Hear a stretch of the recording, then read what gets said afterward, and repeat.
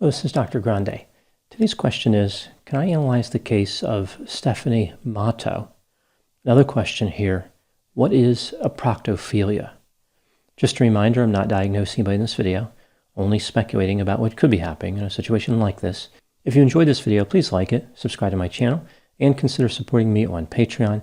I will put the link to Patreon in the description for this video. So first I'll look at the background of this case, then I'll move to my analysis. Stephanie Matto is a social media influencer, author, and television personality who was originally from the Czech Republic. She moved to New York at age 7 and now lives in Connecticut. She is active on YouTube and Instagram. She has her own website that appears to be similar to OnlyFans. Stephanie identifies as bisexual and appeared on the television show 90 Day Fiancé with her then-girlfriend Erica Owens, who is an Australian photographer. It was the show's first same-sex couple. Stephanie found success in another endeavor as well, albeit an unusual one. She started selling her flatulence in jars. She referred to this product using a colloquial term, followed by the word jar. I will refer to her product as a gas can, because that's more polite. In a number of social media posts, Stephanie explained how she built this business. She would eat a number of foods like beans, eggs, and Brussels sprouts to build up a sufficient quantity of gas and to give it a certain quality. She would then proceed to ignite the afterburners, so to speak, and fill a number of jars with air biscuit power. Stephanie would sell these jars for $1,000 each, although occasionally she would offer discounts where they were $500 a jar. She suggested it was hard work to make the product because natural resources go into every jar. It appears as though Stephanie understands the ridiculousness of this endeavor and appreciates the humor value. She implied that this enterprise has created a lot of publicity for her. At the same time, according to her, her wind-breaking efforts have earned her a good deal of money. In one video, she said that she sold 175 jars and made a profit of $100,000. Even though this is technically possible, I do find this difficult to believe for a number of reasons. One, she admitted how this generated good publicity, therefore it's not hard to imagine she's manipulating the numbers a little bit. Two, I doubt there is a large market for this product. Most people can produce their own gas. Some people are really good at it. The average person has a backfire, so to speak, about 14 times a day, which undermines Stephanie's claims that her offering is a once-in-a-lifetime product. Three, there is no possible way Stephanie spent $75,000 on expenses, even when including shipping and the cost of the jars. For argument's sake, let's say that she had to produce 200 jars in order to sell 175, because some jars might break in transit. In order to have $75,000 in expenses, she would have to spend $375 to produce and ship one jar.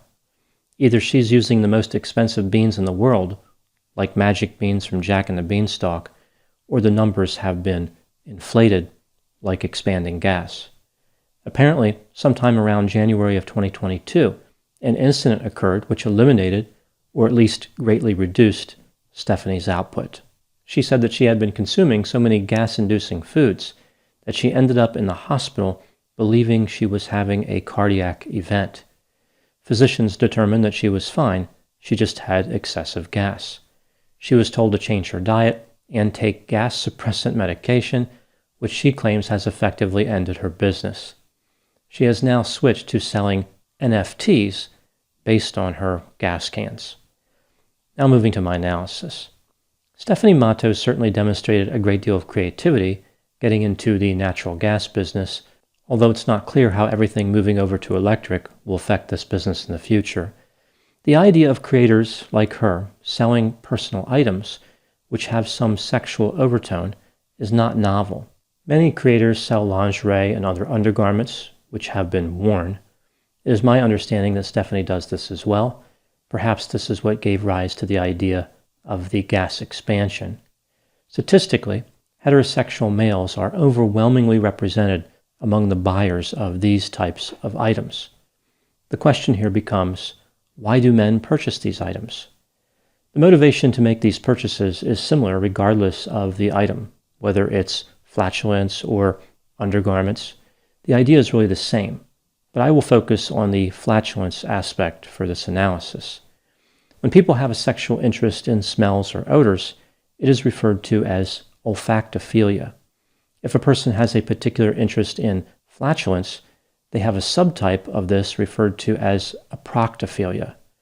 This condition is very uncommon. There are 3 reasons men with this condition might purchase jars of gas from an online content creator. Reason number 1, the gas might be used for sexual gratification. This is fairly straightforward. A small portion of the population gets excited from objects that are only peripherally connected to actual sex. Reason number 2, some men view smelling the gas as connecting them to the woman, almost like they are strengthening the relationship.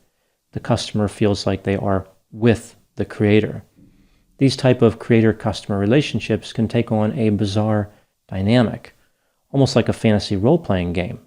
Both parties are pretending that there is a genuine sexual and romantic relationship, even though they are both aware this will never happen. As part of the fantasy, smelling gas can amplify the connection. Men with this interest do not appear to have a great appreciation of a complete and well-rounded romantic relationship.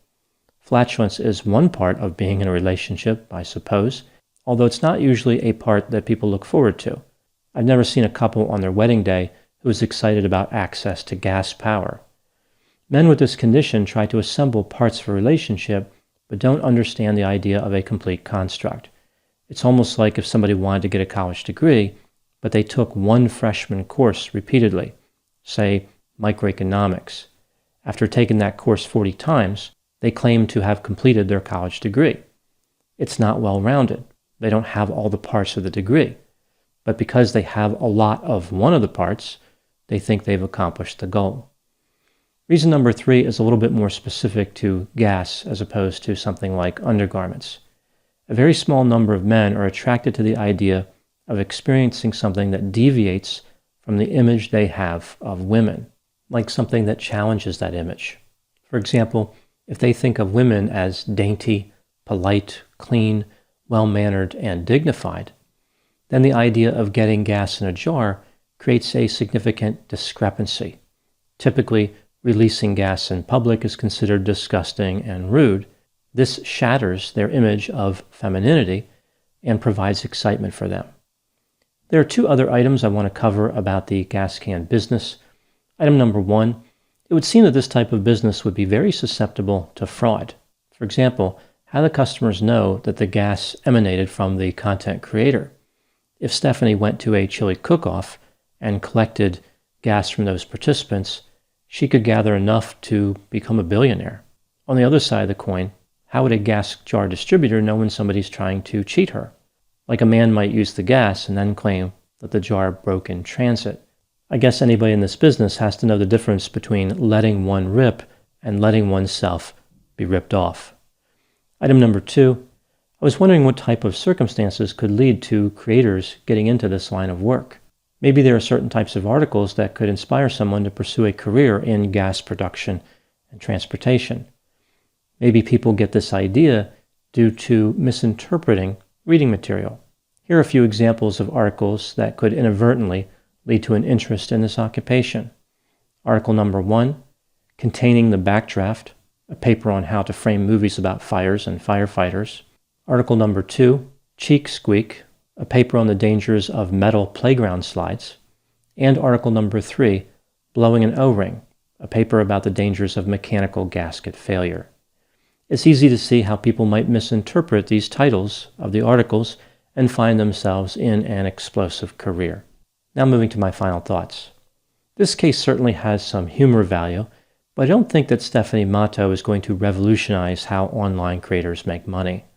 Her adventure has exposed a dark and cloudy aspect of these creators who produce sexual content and the relationships they have with customers, essentially highlighting a dysfunctional relationship style that affects a limited number of men. Those are my thoughts in the case of Stephanie Matto and about the construct of Eproctophilia. Please put any opinions and thoughts in the comment section. They always generate an interesting dialogue. As always, I hope you found my analysis on this topic to be as intriguing as a gas containment enterprise. Thanks for watching.